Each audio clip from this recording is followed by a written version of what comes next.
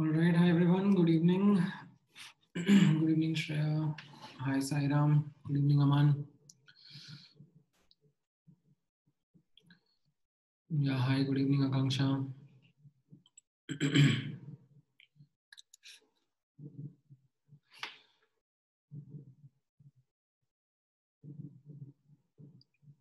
Hi, Sahil. Hi, Harsh. Hi, Ayush. All right. So, आप लोगों ने, I hope as part of our earlier discussion, video lecture 4 and video lecture 5 देखा होगा. मैं एक बार चाहिए तो उसका एक क्विक conceptual discussion भी आप लोगों के साथ में कर लेता हूँ. Right. So this was something which was on what dates?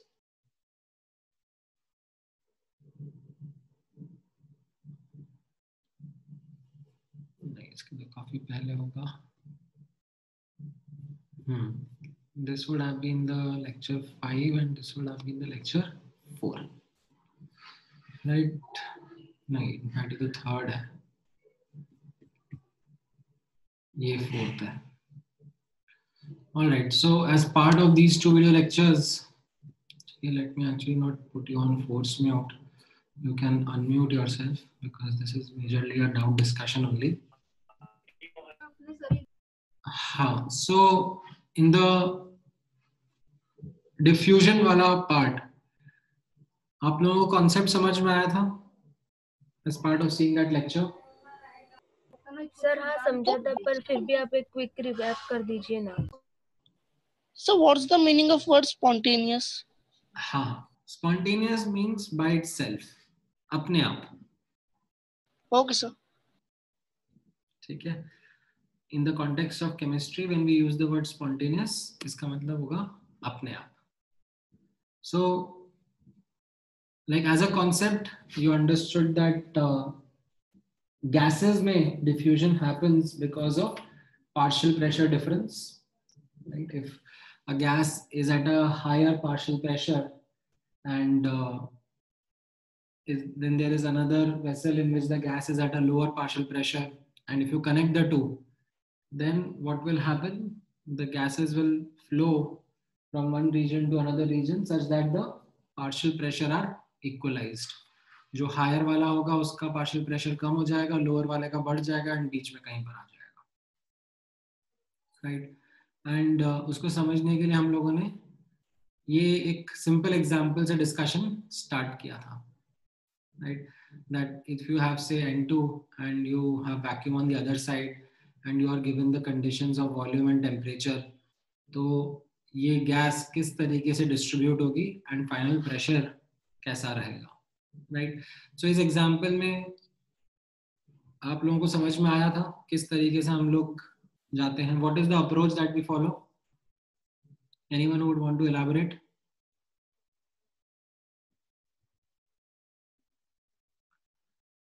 चलो अमन तुम ही बताओ, कहाँ पर हो? हाँ बताओ कैसे, What, sir?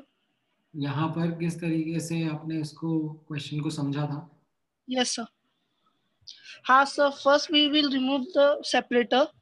Then sir जो N2 गैस है one container में, so धीरे धीरे फ्लो करना शुरू करेगी towards the second flask. And sir वो at the moment तब तक फ्लो करेगी जब तक दोनों में प्रेशर इक्वलाइज ना हो जाए. पूरा पूरा N2 इधर चला जाएगा क्या, राइट? नो सर, दोनों मींस इक्वल रहेगा और सर तभी भी उनके बीच में मोल्स का शिफ्टिंग कंटिन्यू रहेगा बट इक्वल में. इक्वल क्या मींस जब जो N2 गैस है सर फ्लास्क ए में, वो फ्लास्क बी में तब तक जाएगा मींस जब तक वो जो ए और बी फ्लास्क का प्रेशर इक्वल ना हो जाए. हाँ, प्रेशर इक्वल ना हो जाए. और सर फिर उसके बाद भी उन दोनों के बीच में मोल्स का शिफ्टिंग चालू रहेगा. हाँ बट हाँ इन अ इक्वल क्वांटिटी. करेक्ट. सो यहाँ पर लाइक द गैसेस अभी यहाँ पर सिर्फ ए साइड पे था, बाद में बी साइड पे भी प्रेजेंट होगा. लाइक जो ये 1 मोल था वो इस तरीके से डिस्ट्रीब्यूट हो जाएगा कि दोनों तरफ पार्शियल प्रेशर सेम रहे, राइट? तो अब आप उसमें कैसे उनको आइडेंटिफाई कर सकते हो? आप बोल दो कि टोटल मोल्स जो हैं उसमें से कुछ Na मोल्स ए साइड रह गए, Nb मोल्स दूसरी साइड रह गए, राइट? एंड ये कब तक रहेंगे, मतलब कि कैसे डिस्ट्रीब्यूट होंगे कि उन दोनों साइड का पार्शियल प्रेशर बराबर होगा. तो उससे आपको दूसरा इक्वेशन मिल जाएगा Na और Nb में. वंस यू गेट दैट, उससे आपको Na और Nb का वैल्यू मिल जाएगा और आपको उसी को किसी भी Na या Nb को सब्स्टिट्यूट कर दो बैक इन दिस इक्वेशन, तो आपको पार्शियल प्रेशर मिल जाएगा कि N2 का कितना पार्शियल प्रेशर रहेगा ऑन आइदर साइड, राइट? ये समझ में आया?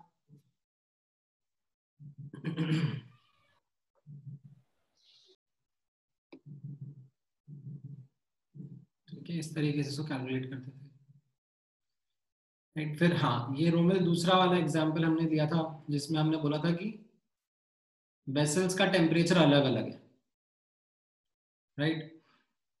तो हाँ, तो तुम बताओ क्या डिफरेंट रहा इसमें?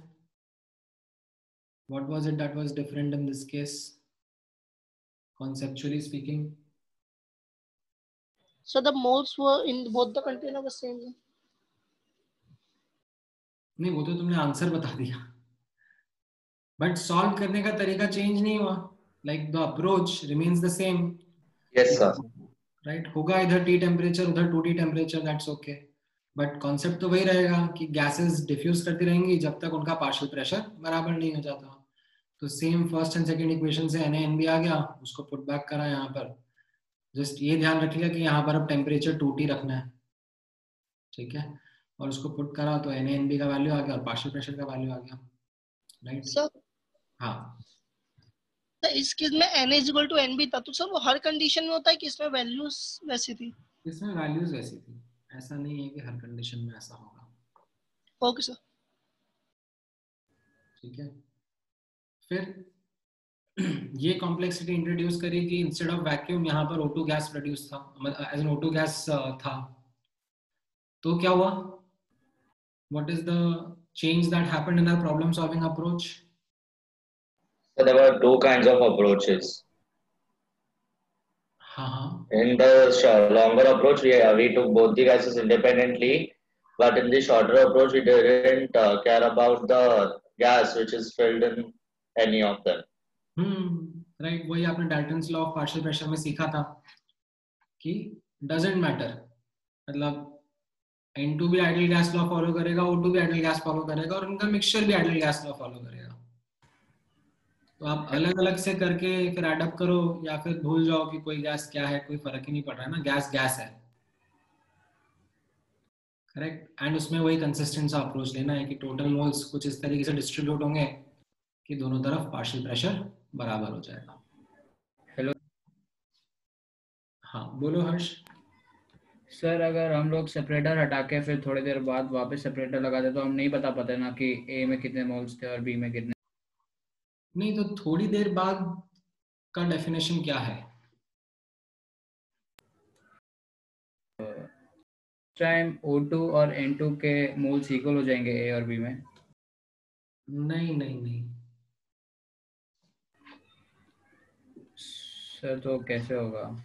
हाँ, तो यहाँ पर हम लोग यही कह रहे हैं ना कि ये जो हम लोग एनालिसिस कर रहे हैं, ठीक है, this is post like partial pressure equal हो गया है तब कर रहे हैं हम, बीच में नहीं कर रहे हैं. मतलब बीच में मान लो कि यहाँ पे गैसेस फ्लो कर रही हैं और बीच में आपने अचानक से रोक दिया और फिर बताना है, तब हम एनालिसिस नहीं कर रहे हैं, क्योंकि उसमें आपको और चीजें समझनी पड़ेंगी. Like you will need to know about something called as rate of diffusion, right? जो आपने अगले लेक्चर में देखा होगा कि आपको रेट का आइडिया लगाना पड़ेगा कि किस रेट से डिफ्यूजन हो रहा है, कितने मोल्स कितने सेकंड में जा रहे हैं और कितने टाइम बाद आपने ये सेपरेटर बंद किया. तो वो एक अलग स्टडी हो जाएगी. यहाँ पर हम लोगों को रेट से मतलब नहीं है. हमने कहा कि स्लो गया, फास्ट गया, जो भी था वो होना था वो हो गया, प्रेशर इक्वलाइज हो गया और फिर हम एनालिसिस कर रहे हैं. Okay sir. ठीक है. फिर ये वाला एग्जांपल भी देखा था, इसमें भी आपको समझ में आएगा किस तरीके से. सर हाँ सर मींस आपने जो अप्रोच सीखा है वो तो समझा सर. मैं ऐसी रैंडम अप्रोच ले रहा था तो मैंने सर नॉर्मली ऐसे तीनों प्रेशर को ही ऐड ऑन करके 3 से डिवाइड कर दिया तो भी सर आंसर सेम आ रहा था. तो सर वो मींस कॉन्फिडेंसली हो गया या फिर ऐसा भी कुछ है? तीनों को ऐड कर दिया, 2.13 प्लस 0.86 प्लस 1.15. Yes sir. और डिवाइड बाय 3 कर दिया. हाँ यस. नहीं नहीं नहीं, कोइंसिडेंटली आ गया वो. Okay sir.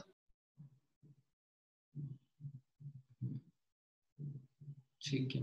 फिर ये वाला क्वेश्चन समझ में आया था, बलून फिलिंग वाला सिलेंडर से? Yes sir. राइट. इसमें क्या कैच था सर? वो गेज प्रेशर आप बता सकते हो क्या? गेज प्रेशर उतना ही है, that it is a pressure mentioned which is above atmospheric pressure. मतलब जैसे मान लो आपके पास एक वेसल है, ठीक है, और उसमें गैस भरा हुआ है, ठीक है, एंड उसका प्रेशर है 15 atm. तो आप इसका गेज प्रेशर बोलोगे 14 atm. मतलब 1 atm के ऊपर जितना क्वांटिटी है उसको हम लोग गेज प्रेशर बोलते हैं. तो अगर यहाँ पे बोला जा रहा है कि 15 बार गेज प्रेशर है सिलेंडर का, मतलब उसके अंदर एक्चुअल प्रेशर कितना है? 16 बार. 16. So sir, it will be always above 1 atm pressure, ना? हाँ हाँ. 16 बार को मतलब atm प्रेशर में कन्वर्ट करके ऐसे ऐड नहीं करना है ना? मतलब अब क्योंकि बार और एटीएम इतने पास पास क्वांटिटी है कि उसमें आप चलेगा ना. हाँ yes sir. Okay sir, clear. Detail में जाने की जरूरत नहीं है.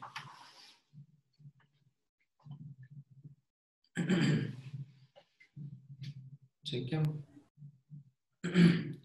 हाँ, तन्मय आपके डाउट पे आएंगे हम लोग जब हम लोग ग्राम्स लॉ पे आएंगे ना. अभी रुक जाओ, अभी तो हम लोग लेक्चर 4 का ही रिकैप कर रहे हैं.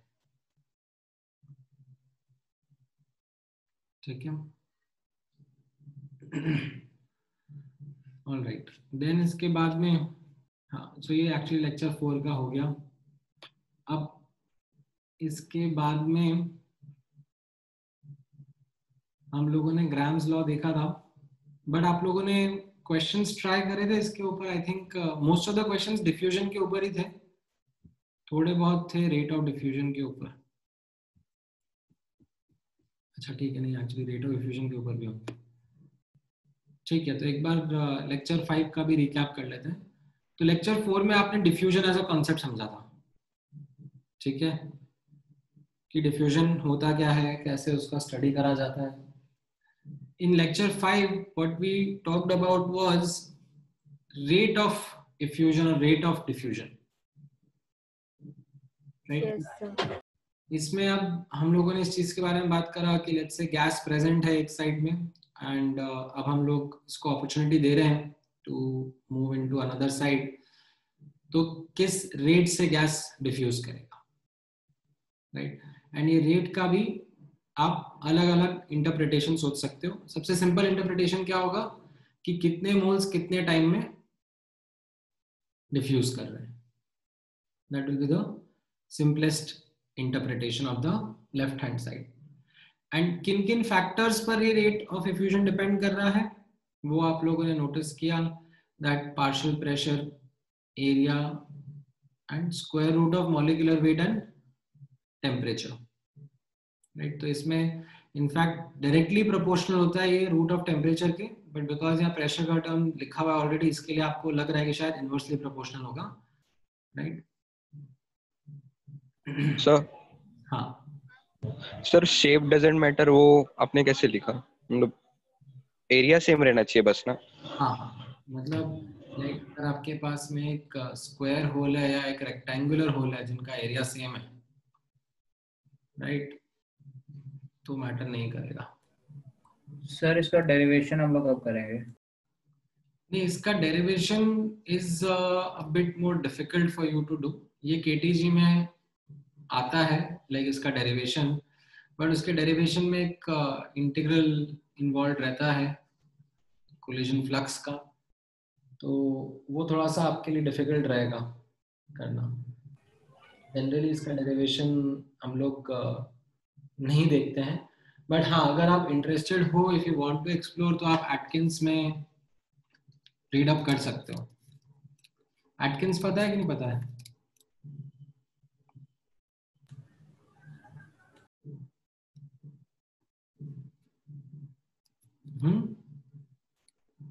सर नहीं पता। एटकिंस नहीं पता? एटकिंस पता होना चाहिए, कैसी बातें कर रहे हो। ये बुक है,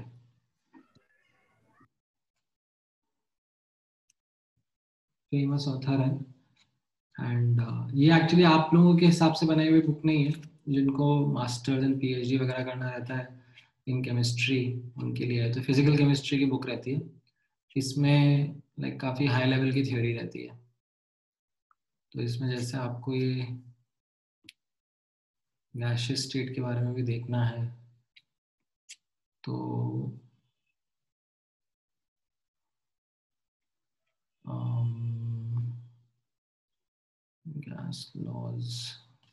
गैस लॉज पे होगा यहाँ पर। सर आपने बुक पढ़ी है? पार्शियली, मतलब जितना जितना रेलेवेंट पार्ट है अपने लिए उतना, ठीक है। सो इसमें जैसे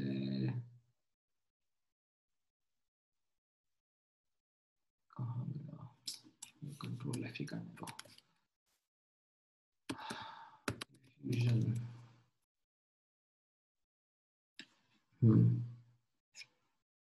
हालांकि यहाँ पर है इनफैक्ट रेट ऑफ इफ्यूजन का। सर ये बुक में जो सम होंगे वो जेई लेवल के ऊपर होंगे ना? नहीं, इसके सम हम नहीं प्रैक्टिस करते। Atkins is generally followed for theory, ठीक है। अब जिसमें ये रेट ऑफ इफ्यूजन के बारे में बताया गया है ना, ये जैसे आपने देखा कि रेट ऑफ इफ्यूजन मैंने कैसे बताया, proportional to pressure, proportional to area and inversely proportional to the square root of molecular weight and square root of temperature, right. और इसके पीछे का जो डेरिवेशन है, right, it comes from here, like इसमें बेसिकली डिराइव करते हैं कि कितने कोलिजन्स हो रहे होंगे मॉलिक्यूल्स के विद वॉल, राइट। अरे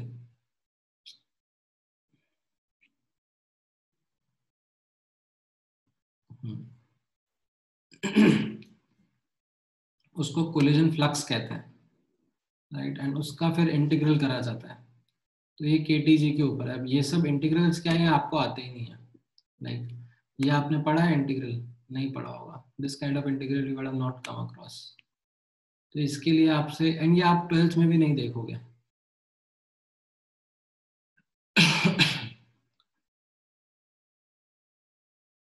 ठीक है, तो ये इंटीग्रल्स के बेसिस पर फिर ये कैलकुलेशंस आती है। बट ये सब इतनी मैथ्स आपको नहीं, आपने बेसिक इंटीग्रेशन पढ़ा है, सो इतना आपको डिटेल में जाने की जरूरत है नहीं, क्योंकि डेरिवेशन के बाद ही अपने आप में इसमें बहुत सारी चीजें हैं समझने के लिए रेट ऑफ एफ्यूजन को लेकर। तो उसी को आप समझ लो पहले, तो ये आपके लिए मोर देन एनफ रहेगा। ठीक है, once you are well versed with that, then it is good to know kind of a derivation. All right.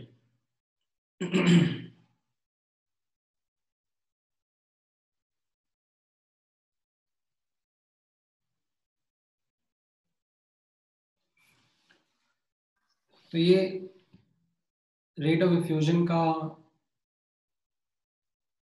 की अप्रोच एज इन की रिप्रेजेंटेशन रहेगा जनरल फॉर्म का, राइट। एंड इसको प्रॉब्लम सॉल्विंग में हम लोग किस तरीके से यूज करते हैं वो आप लोगों ने सीखा होगा। लाइक हम लोग लेफ्ट हैंड साइड और राइट हैंड साइड में कैसे कैसे चीज़ों को समझते हैं, लेफ्ट हैंड साइड का इंटरप्रिटेशन, राइट हैंड साइड का सिंप्लीफिकेशन, राइट। ये सब हम लोगों ने देखा था, राइट। हाँ, तो अब इसमें तन्मय का डाउट था दैट ये लेफ्ट हैंड साइड इंटरप्रिटेशन में हम लोग ये माइनस साइन क्यों यूज करते हैं। तो ये माइनस साइन हम लोग इसलिए यूज करते हैं तन्मय, क्योंकि हमें रेट हमेशा पॉजिटिव रिपोर्ट करनी होती है। ये जो डेल्टा है, delta is always final minus initial, right. तो अब जब डिफ्यूजन हो रहा है तो फाइनल मोल्स कम हो जाएंगे ना as compare to initial moles inside the vessel, क्योंकि मोल्स बाहर निकलते जा रहे हैं। तो ये डेल्टा यहाँ पर नेगेटिव आएगा, बट रेट कभी भी नेगेटिव नहीं रिपोर्ट करते हैं, उसको पॉजिटिव रिपोर्ट करना होता है, इसलिए यहाँ पे माइनस साइन लगाया गया है। ठीक है,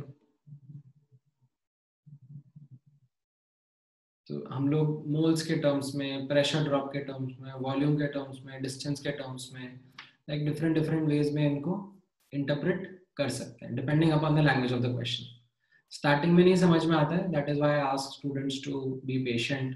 जब हम लोग क्वेश्चंस पे आते हैं तब फिर ये सब एक करके समझ में आता है, राइट। राइट हैंड साइड का सिंप्लीफिकेशन,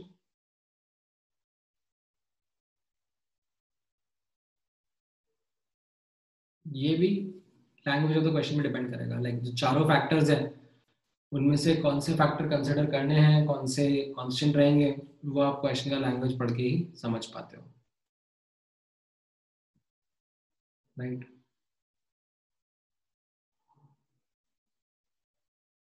हाँ, इफ्यूजन एंड डिफ्यूजन में थोड़ा सा अंतर बस इतना रहता है that effusion is where we say that the gas is escaping into vacuum via a small hole only.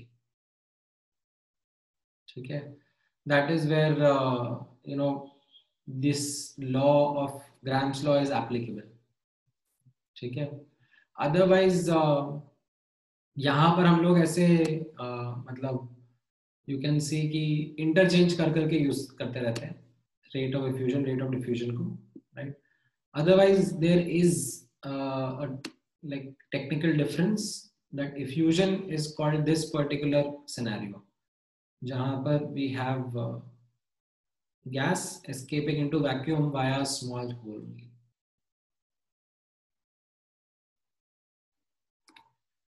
Diffusion के अंदर अगर आप जाते हो, ठीक है, तो इनफैक्ट चीजें थोड़ी सी और डिफिकल्ट हो जाती हैं।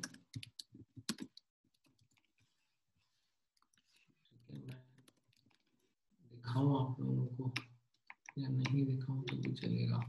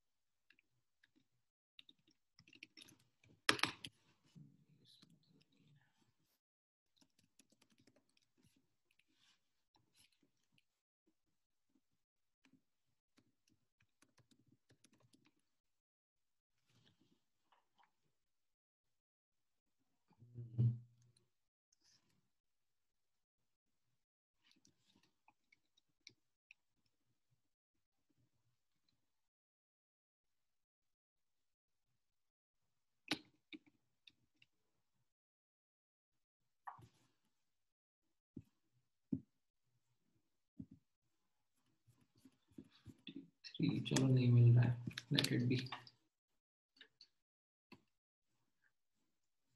हाँ, बट आप लोग यहाँ पर इंटरचेंजेबली यूज कर सकते हो। When we will be doing questions ना, तो उसमें इंटरचेंजेबली यूज करने में कोई दिक्कत नहीं रहेगी अपने लिए, अपने सिलेबस के लेवल पर। ठीक है, देन यहाँ पर आपने एक एक करके कुछ क्वेश्चंस करे प्रैक्टिस, जिसमें आपने समझा that how to interpret left hand side, how to simplify right hand side, and वो क्वेश्चन की लैंग्वेज के ऊपर ही बहुत ज्यादा डिपेंडेंट रहेगा। Like it will be heavily dependent on the language of the question itself. That's why we did a variety of questions to grasp this concept. Like एक एक करके करा तो learning curve हमारा build हुआ कि अच्छा इस तरीके से हमें इसको समझना चाहिए। ठीक है, then यहाँ पर इन questions में किसी को कुछ doubt है? Like anywhere in the initial bit of questions you were stuck somewhere, कुछ नहीं समझ में आया?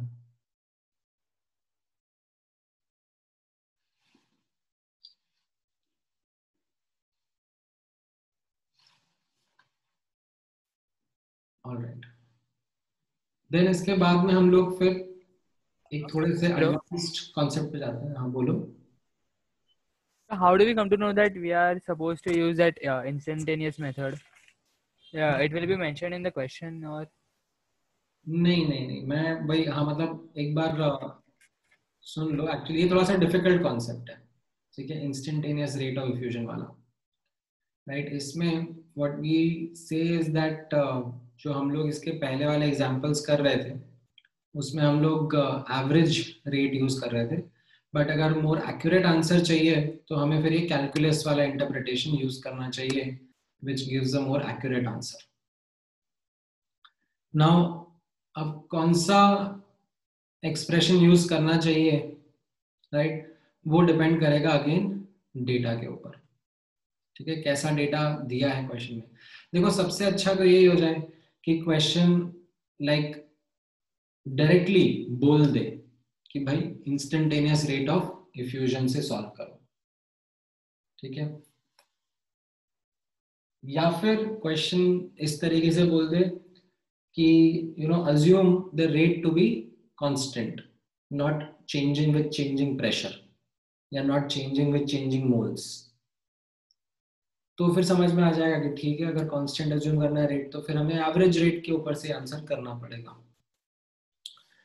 तो it is something which is strictly based on the data part, and आप ये मान के चलो कि in 90% of the question आपको ये average वाला ही approach use करना है। Only in a select few questions this instantaneous rate वाला interpretation will come of use। ठीक है, Okay sir, thank you.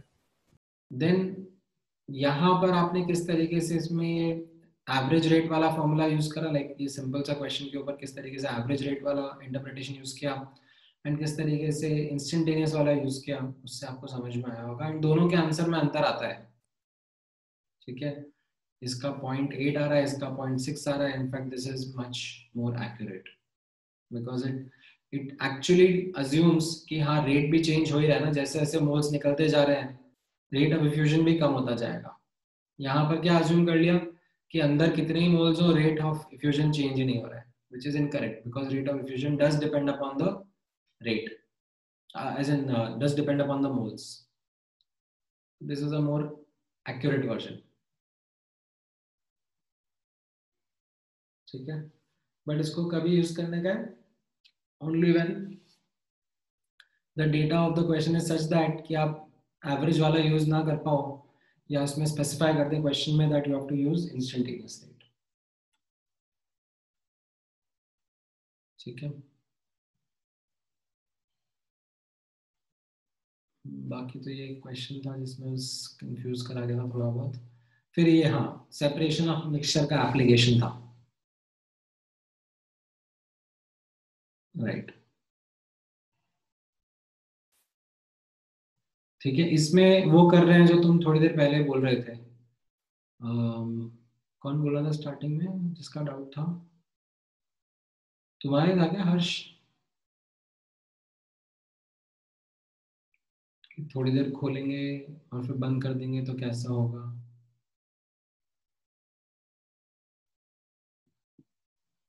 Right, तो इसमें हम लोग यही कर रहे हैं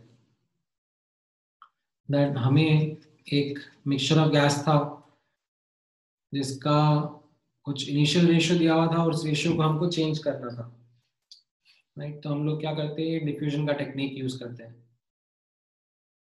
राइट। यहाँ पे इसको थोड़ा सा दूसरे कंटेनर में जाने देंगे for a very short duration of time, and उसमें जो गैस लाइटर होगा वो ज़्यादा क्वांटिटी में आ जाएगा एज कंपेयर टू जो हेवियर गैस होगा उसके कम मोल्स यहाँ पे आएंगे।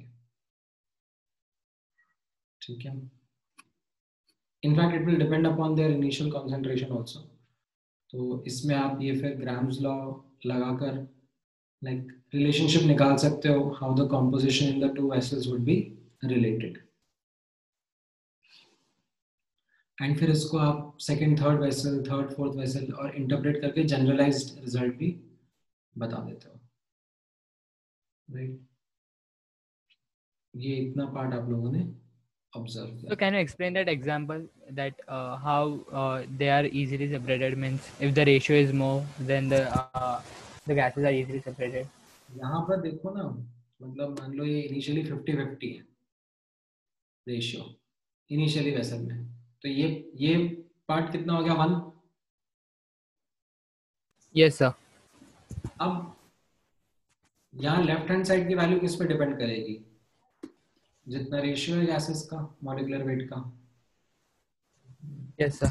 जितना अच्छा रेशियो होगा उतना अच्छा सेपरेशन आ जाएगा। Okay, okay sir, clear. So any other conceptual doubts that you might have based on these?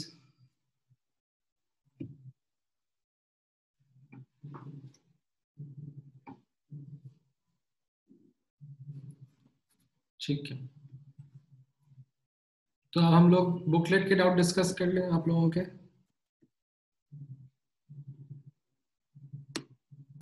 Yes sir. In fact, if I remember correctly, I think last time के भी आप लोगों के many of you did not attempt ये FBS and get equipped, right? तो इसके भी doubt discuss कर सकते हैं if you have not done this.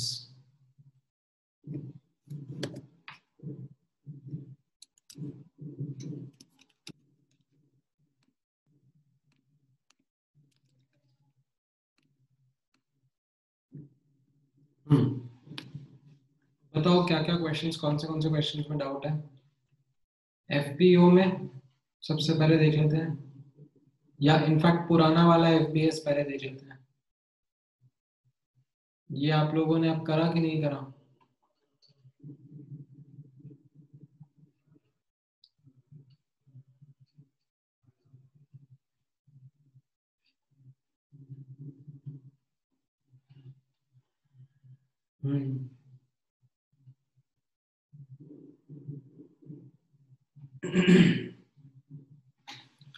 Derivation of KTG वाला, अच्छा अच्छा रुको,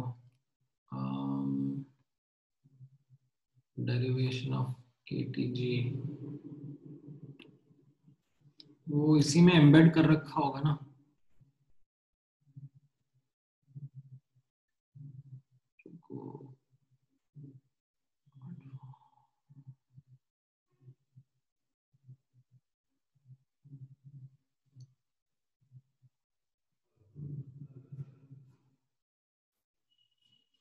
इसके भी पहले का था।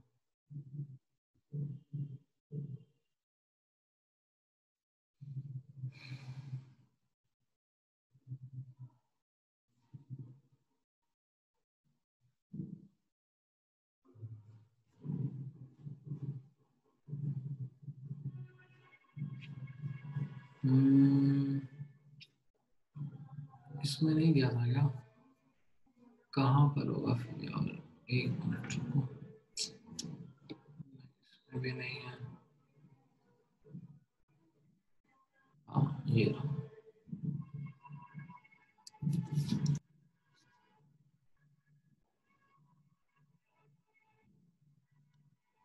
ये लो,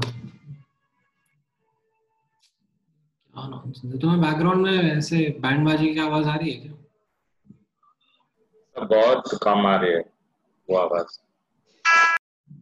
ठीक है, हाँ सो कमिंग बैक, चलो अपने डाउट्स तो बताओ।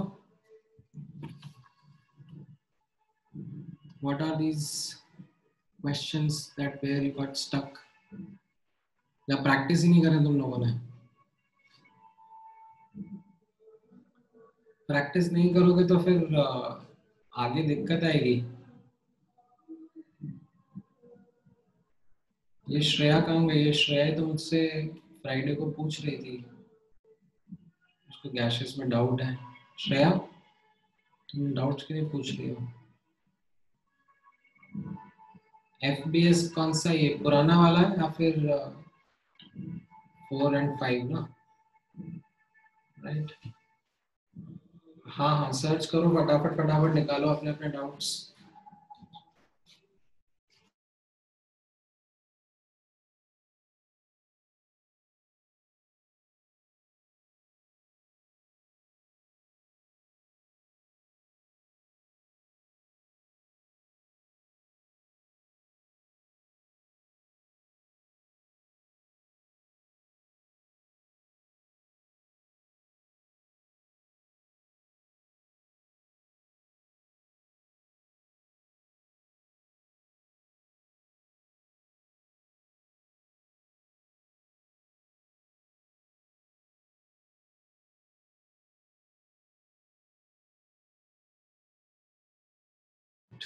और क्या क्या आ रहे हैं?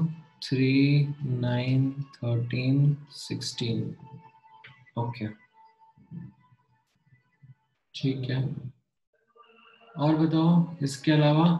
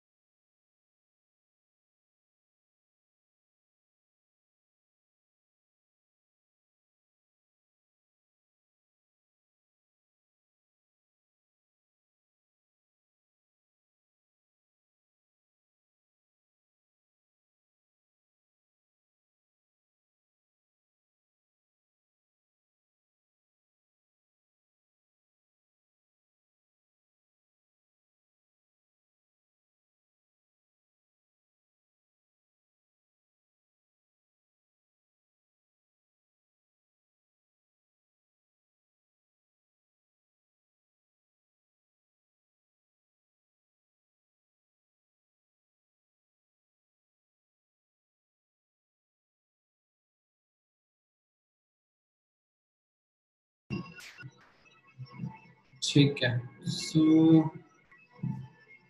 18 है, ठीक है, FBO के भी बताओ क्या बता रहे हो हमें। 37, 38 एंड 40। ठीक है, सो ये डिस्कस कर लेते हैं। अब इसमें सबसे पहले FBS के डिस्कस कर लेते हैं। ठीक है, ओके, नाउ हाँ, मैं पैसेज 3 पे भी आ जाता हूँ।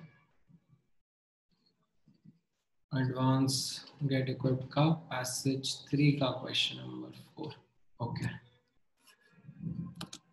ठीक है,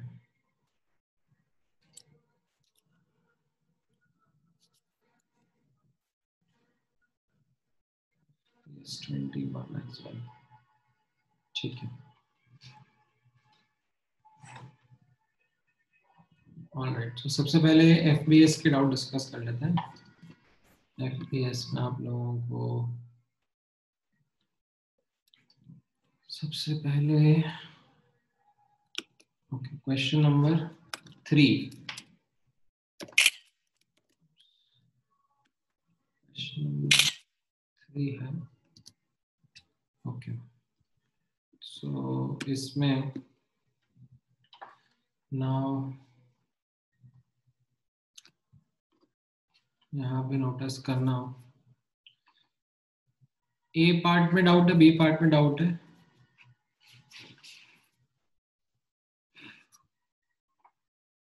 B वाले में ओके, तो यहाँ पर आप नोटिस करो, a certain quantity of gas, इसका वॉल्यूम, टेम्परेचर, प्रेशर दिया है एंड फाइनल वॉल्यूम, टेम्परेचर दिया है और प्रेशर पूछा जा रहा है।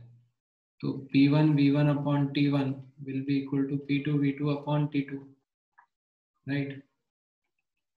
इतना ही करना है। अब इसमें यूनिट्स का ध्यान रखना है। ठीक है, इनिशियल प्रेशर 750 mmHg दिया है और इनिशियल वॉल्यूम 500 ml दिया है। ठीक है, तो यहाँ राइट हैंड साइड पर भी प्रेशर mmHg में ही रहेगा एंड वॉल्यूम भी ml में ही रहेगी। अब टेम्परेचर आप केल्विन में यूज करते हो हमेशा।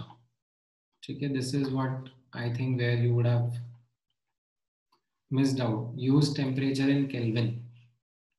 ठीक है, ब्लाइंड रूल बना लो, you have to use temperature in kelvin. ये 288 केल्विन होगा, राइट, और ये कितना हो जाएगा 323 केल्विन।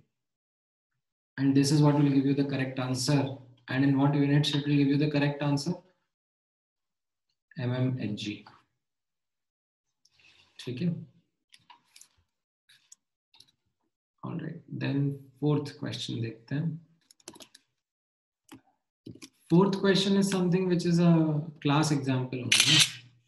इसमें हम लोगों ने लास्ट क्लास में देखा ही था कि ओपन वेसल का जब डिस्कशन हो रहा है, राइट, ओपन वेसल मतलब constant pressure condition, right, and इसमें बोला जा रहा है कि 3/5 of the air has been expelled out.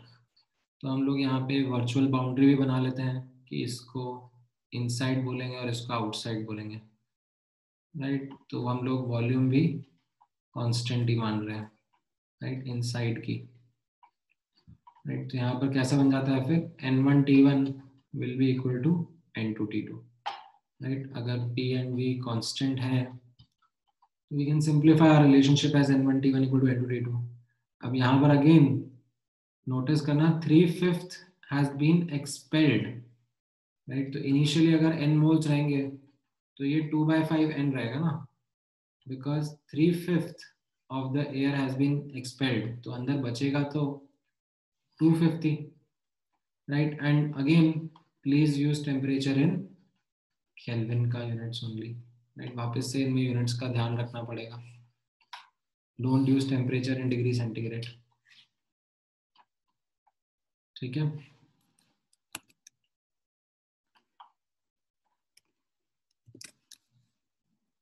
Fifth वाला तो इस तरीके से रहता है ना, ये तो एक्चुअली लाइक वेपर डेंसिटी का फॉर्मूला हो गया ना, vapour density is molecular weight of mixture upon 2, right. And molecular weight of mixture का फॉर्मूला क्या होता था, n1 m1 plus n2 m2 upon n1 plus n2, right. तो अगर आप लाइक NO2 के मोल्स मान लेते हो x है और टोटल 1 मोल मान लेते हो कि ये 1 माइनस एक्स है,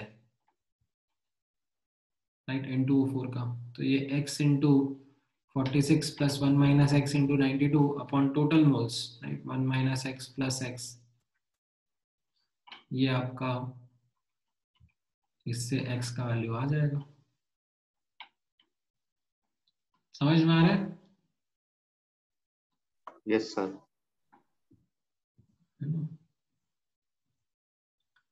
देन नाइन्थ क्वेश्चन में इसमें डिफ्यूजन करना है, राइट। तो क्या अप्रोच रहेगा,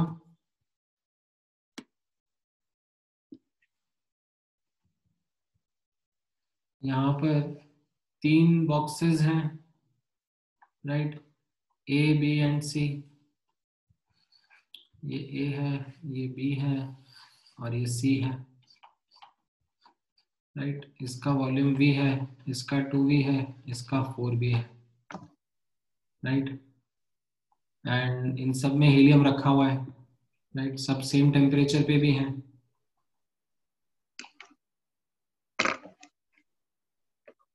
ठीक है। और इन सब में भी हीलियम गैस प्रेजेंट रहेगा, राइट। कैसा प्रेजेंट रहेगा, such that partial pressure is equal, right. Fill कर दिया है तो इसमें इनिशियली जो फर्स्ट पार्ट रहेगा, राइट, तो उसमें यहाँ पर इन तीनों का पार्शियल प्रेशर भी सेम रहेगा, ठीक है। अदरवाइज डिफ्यूजन होगा, ठीक है। तो यहाँ पर हम लोग यही बोल रहे हैं कि डिफ्यूजन हुआ कि ये सब लाइक सेम प्रेशर और सेम टेम्परेचर पे है, तो मोल्स किसके प्रोपोर्शनल आ गए, वॉल्यूम के, राइट। तो अगर यहाँ पर अगर V वॉल्यूम है, N मोल्स हैं, तो यहाँ पर 2N मोल्स होंगे और यहाँ पे 4N मोल्स होंगे, यही इनका रेशियो रहेगा, जो वॉल्यूम का रेशियो वही मोल्स का रेशियो रहेगा,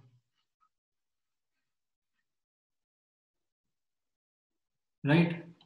ये फर्स्ट पार्ट समझ में आया?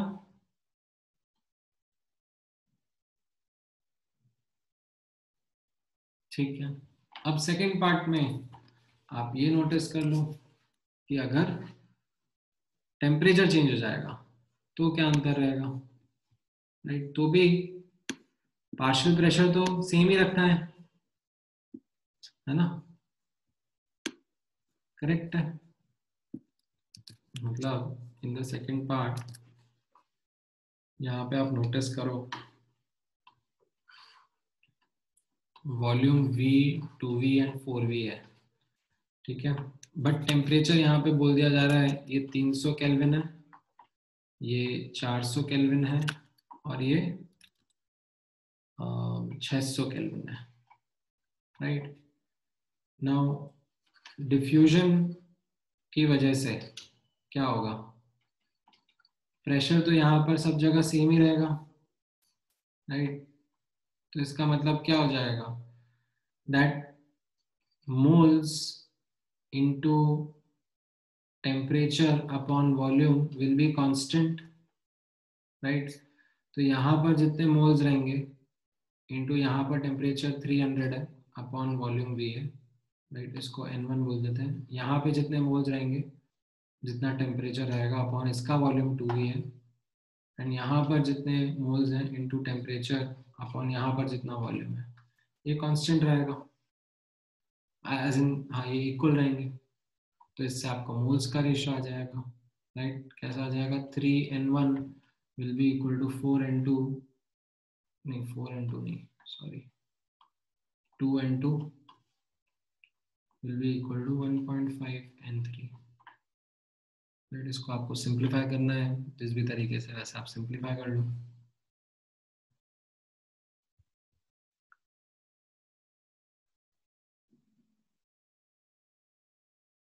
ठीक है, इसको आप इस तरीके से कर सकते हो कि 2 से मल्टीप्लाई हो जाएगा सबका सब, तो 6 and 1 will be equal to 4 and 2 will be equal to 3 and 3, right? So n1 is to n2 is to n3 कितना आ रहा है?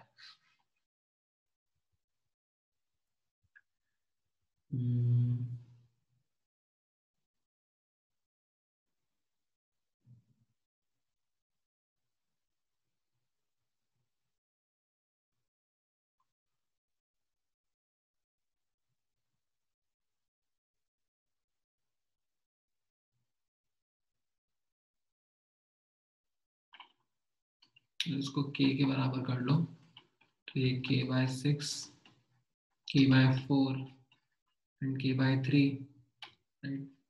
Or you can multiply all of them by say 12, तो 2:3:4 आ जाएगा ये रेशियो, है ना?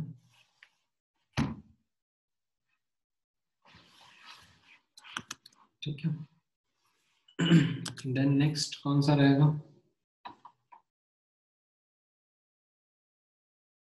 13।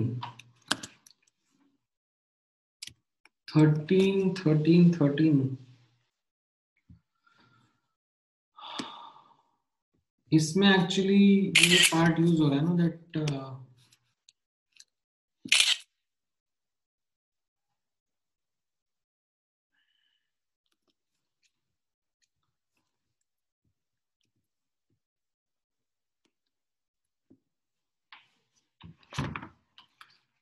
H2 gas plus half O2 gas is going to give you H2O gas, क्योंकि 473 kelvin दिया हुआ है।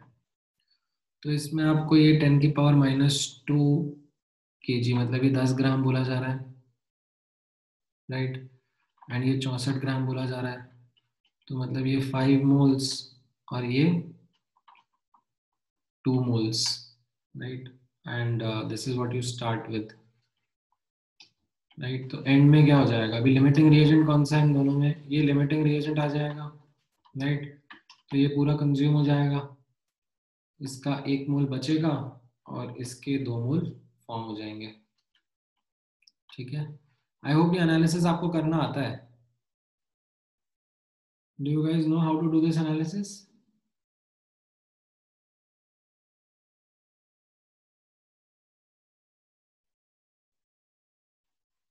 मोल कंसेप्ट में सीखा होगा ना? ठीक है, तो आपके पास यहाँ पर ये कितना हो जाएगा? टोटल मोल्स 3 हो गए, राइट? वॉल्यूम आपको दिया हुआ है 10 लीटर, टेम्परेचर आपको दिया हुआ है 473 केल्विन, तो यहाँ से टोटल प्रेशर नहीं आ जाएगा?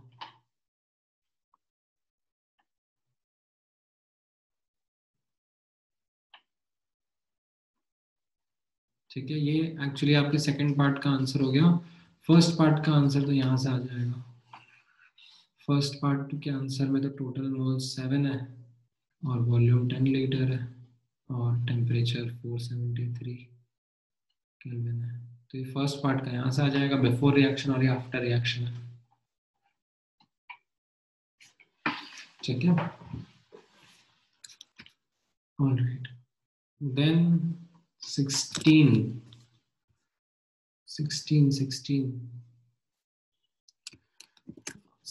भी एक्चुअली अच्छा क्वेश्चन है। 16 in fact is a like quite good question, because इसमें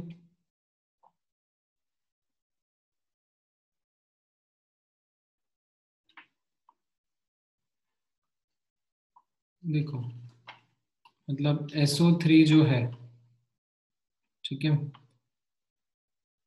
SO3 this is dissociating into SO2 and O2 gas, right? अब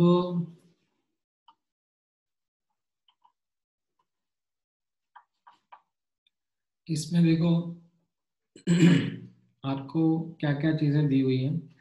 आपको वॉल्यूम ऑफ वेसल दे दिया है कि ये सब 1 लीटर वेसल के अंदर हो रहा है एंड टेम्परेचर 1 atm है एंड जो प्रेशर है वो भी प्रेशर 1 atm है एंड टेम्परेचर जो है ये 627 डिग्री सेंटीग्रेड मतलब 900 केल्विन है. ठीक है. अब इसमें आपसे पूछा जा रहा है कि हर एक का पार्शियल प्रेशर कितना होगा, राइट? अब मान लो कि इनिशियली ये कुछ A मोल्स थे, ठीक है, और ये नहीं थे, राइट? तो अब क्या होगा, जब इक्विलिब्रियम आया होगा तो इसमें से X मोल्स कंज्यूम हुए तो ये X और ये X/2 मोल्स बन जाएंगे. ऐसे लिख सकता हूं मैं, है कि नहीं? तो अब ये दो वेरिएबल को सॉल्व करने के लिए दो इक्वेशंस हैं, राइट? एक तो क्या रहेगा, n is equal to PV by RT, right? So total moles A minus X plus X/2, ये total moles हो गए, will be equal to 1 into 1 PV upon 0.0821 into 900, right? ये एक पहला इक्वेशन हो गया. और दूसरा इक्वेशन यहाँ पे एक और दिया हुआ है ना, मास का डेटा, राइट? कि इन सब का मास 0.94 ग्राम दिया हुआ है, राइट? सो मतलब mass will be equal to sum of the mass of individual gases, नहीं तो moles into molecular weight करना पड़ेगा. तो A minus X into इसका molecular weight कितना होता है, SO3 का 80, SO2 का 64 and O2 का 32.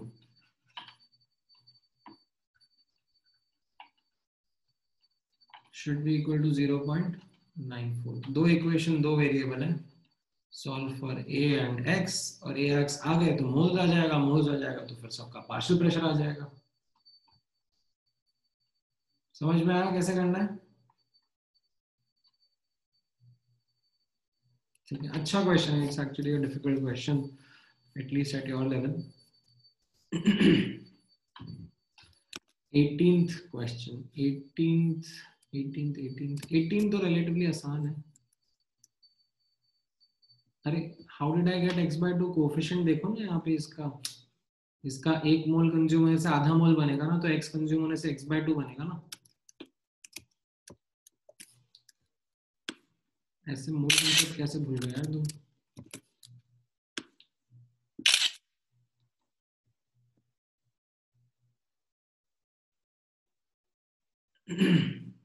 थर्टींथ में हाँ माय बैड, एक्चुअली 4 मोल बनेंगे, करेक्ट. ये 2 मोल से आधे से 1 बन रहा है ना, तो 2 से 4 बनेंगे, तो ये 5 होगा. राइट.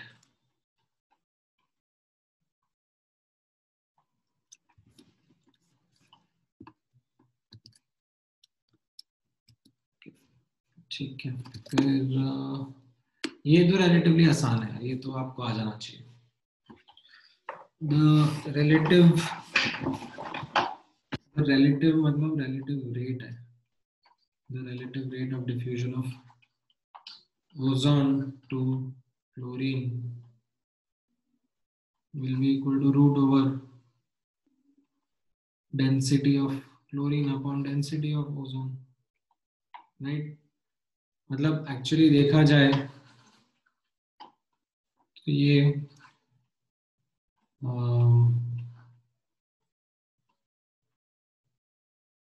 मतलब मॉलिक्यूलर वेट के हिसाब से होता है, but because molecular weight is directly proportional to density, right, at same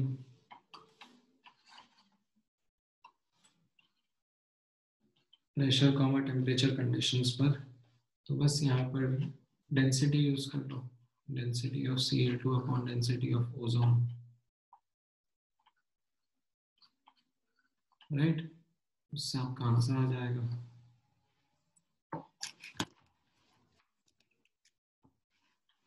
ठीक है। देन 21 में वो तो वही आपको रेशियो निकालना है जैसा हम लोगों ने पहले देखा था।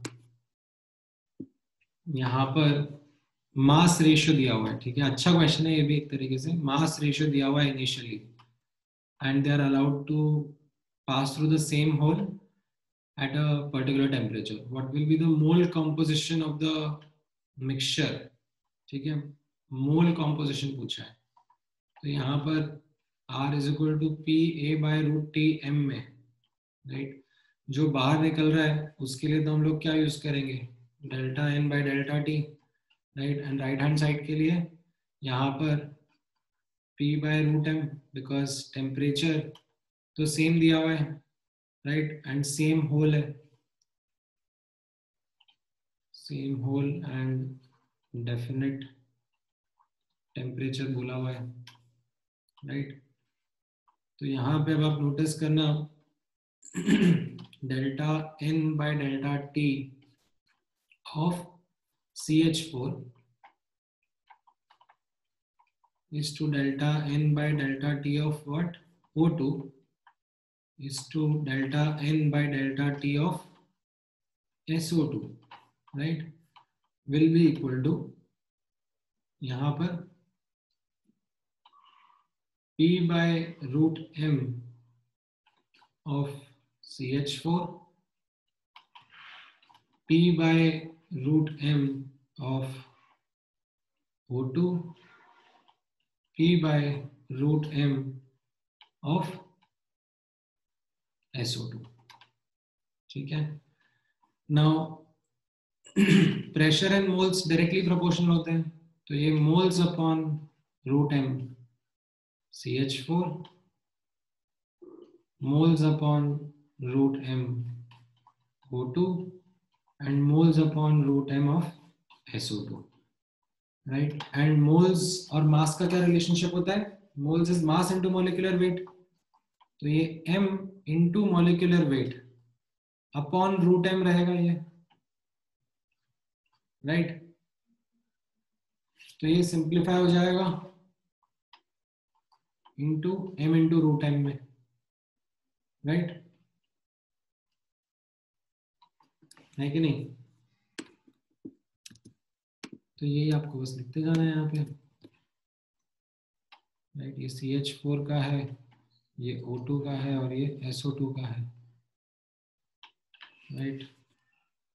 तो ये यहाँ पर m into root M,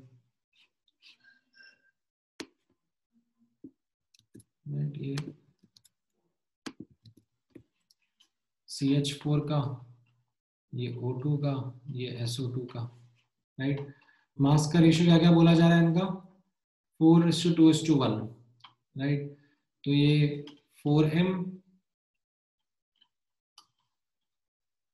into root कितना है, ये 16 is to 2m into root कितना है, ये 32 इज टू ये m इंटू रूट 64। तो ये कैसा हो जाएगा, m और m कटा, राइट। देन 4 इंटू ये 4, 2 इंटू 4 रूट 2 और ये 8, राइट। तो वापस ये 8 8 8 कट गया, यहाँ पर ये 8 ये 8 और यहाँ पर ये 2 रह जाएगा, तो 2:√2:1 ऐसा आ गया। समझ में आया कैसे करना है math. It was more about math than anything else.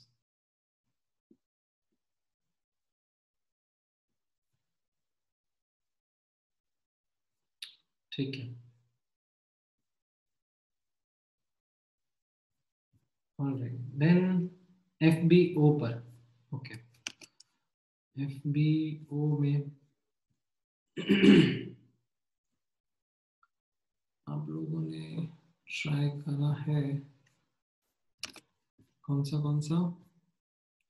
37, 38 and 40. Okay, सो 37 में 37 तो अभी ये सब्जेक्टिव में जो करा था उसके जैसे ही है ना. डेंसिटी के स्क्वायर रूट के इनवर्सली प्रोपोर्शनल आ जाएगा ना.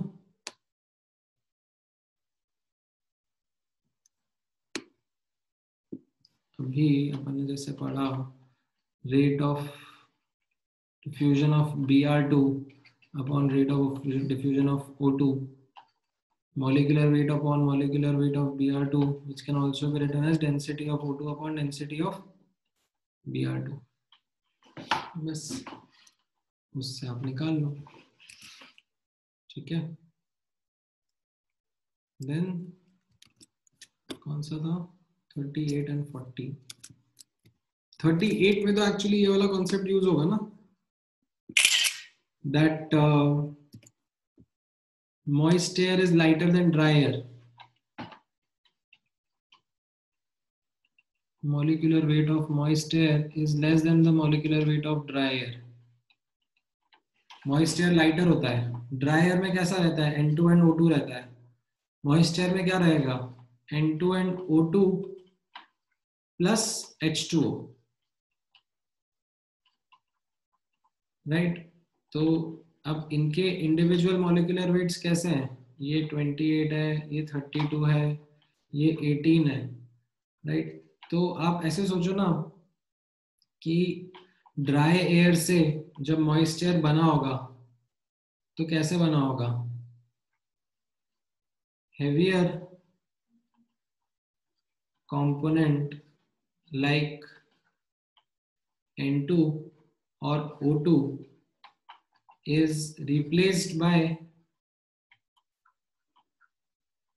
lighter component.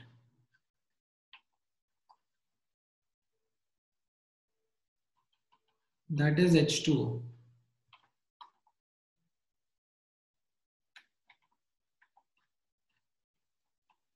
Right?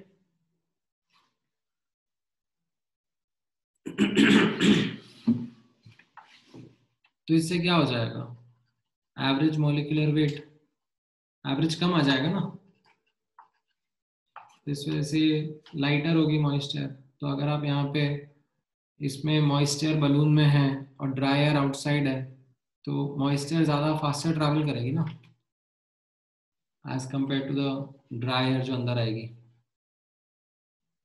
तो इट विल श्रिंक. ठीक है.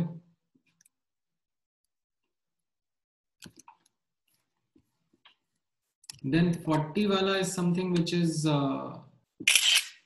relatively easier again. मतलब ये आप लोगों ने कभी ऐसे डब्बा खोलने में भी एक्सपीरियंस किया होगा घर पे कि इसमें थोड़ा सा दिक्कत आता है. अगर टिफिन बॉक्स स्पेशली, मतलब ऐसा क्या हो गया यहाँ पर आप नोटिस करो. ये डब्बा था, ठीक है. अभी यहाँ पर आप नोटिस करोगे जब इसको मैंने क्लोज किया तो pressure inside was 1 atm but temperature was higher. ठीक है. क्योंकि जब इसको बंद किया तब ओपन था उसके पहले और बंद कर दिया. अब जब ये कूल डाउन हो जाएगा, ठीक है, टेम्परेचर लोअर हो जाएगा तो ये प्रेशर जो इनसाइड है वो 1 atm से कम हो जाएगा. राइट. तो अब यहाँ पर क्योंकि एक्सटर्नल प्रेशर तो 1 atm है तो अब इस पे एक्स्ट्रा फोर्स लग रहा है ना. तो अब अगर मुझे इसको खोलना है ढक्कन को तो मुझे और एक्स्ट्रा फोर्स लगाना पड़ेगा. तो when the jar cools down the vacuum inside, ठीक है, it's not complete vacuum but हाँ, because what it means by vacuum का मतलब हो जाएगा lower pressure inside. It will help seal the jar even more.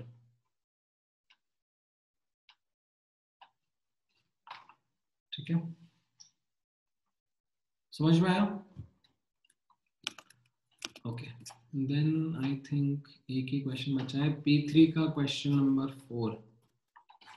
Okay, P3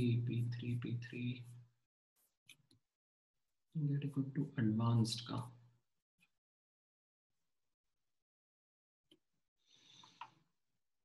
अरे अगर आपको थर्ड आ गया तो फिर फोर्थ भी आ ही जाएगा ना।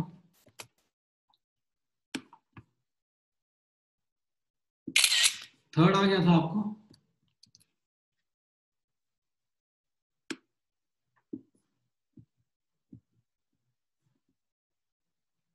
अच्छा, तो इसमें आप देखो ना, ये यहाँ पर n वर्सेस t का ग्राफ है, ठीक है, और उसके 2 डेटा पॉइंट्स दे दिए हैं आपको, तो उससे आप एटलीस्ट फर्स्ट वाला आया कि नहीं आया आपका? Were you able to get the first question? Okay, ठीक है, ग्रेट।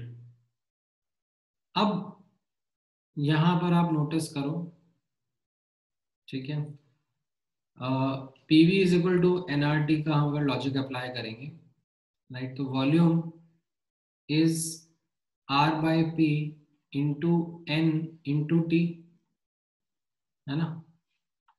अब ये तो कांस्टेंट है, यहाँ पर ऐसा बोला जा रहा है कि ये फ्रिक्शनलेस वेटलेस पिस्टन है, राइट, तो प्रेशर इज कांस्टेंट होंगे, ठीक है, एंड इनफैक्ट यहाँ ये भी लिखा हुआ है कि it is always 1 atmospheric pressure only, तो ये तो कांस्टेंट हो गया।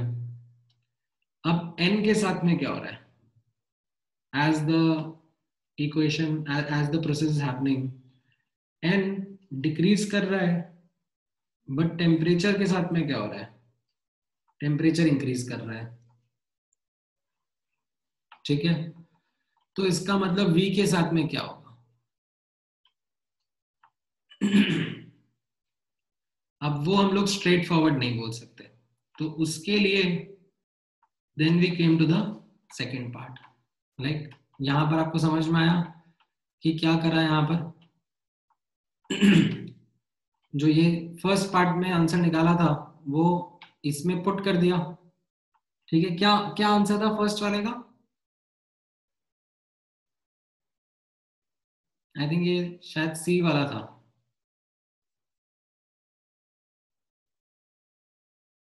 है ना।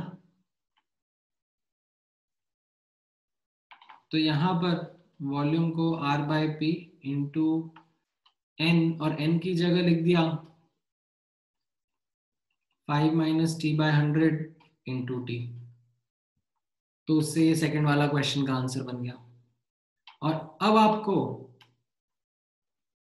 हाइट ऑफ पिस्टन मैक्सिमम या मिनिमम के बारे में बताना है, राइट, तो basically you have to answer about the, ठीक है, वी मैक्स कब होगा? तो ये कब होगा? जब dv बाई dt 0 होगा, तो आपको इसको डिफरेंशिएट करना पड़ेगा ना, ये एक्सप्रेशन को डिफरेंशिएट करो, उससे आपको टेम्परेचर पता पड़ जाएगा जिस पर ये मैक्सिमम होगा, और फिर उस टेम्परेचर को यहाँ पे पुट कर दो वापस, तो उससे आपको वॉल्यूम पता पड़ जाएगी, राइट, समझ में आया?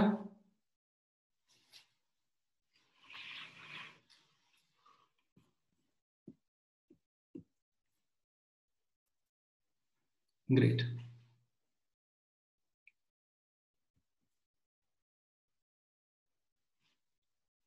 ठीक है, एनी अदर डाउट्स?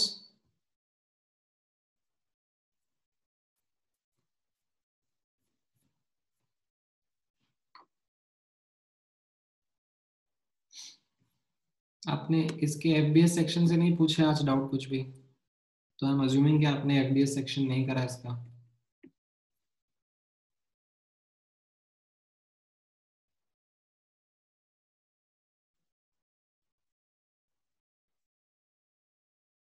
ठीक है, क्वेश्चंस प्लीज करो साथ में, otherwise it will become challenging for you.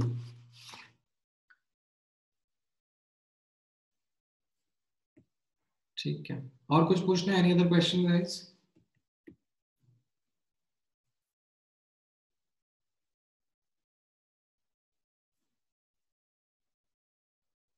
हाँ मतलब तुमने अकेले ने पूछा श्रेया, बाकी किसी ने पूछा ही नहीं।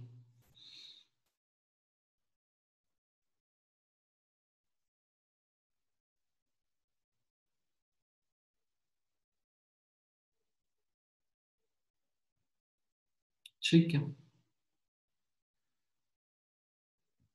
ऑलराइट देन नेक्स्ट क्लास का टारगेट क्लियर है आप लोगों को, क्या करना है इसके आगे का? ठीक है चलो then, all right. Anything else you would want to ask and understand, guys? Let me know. Otherwise, I'll close the session.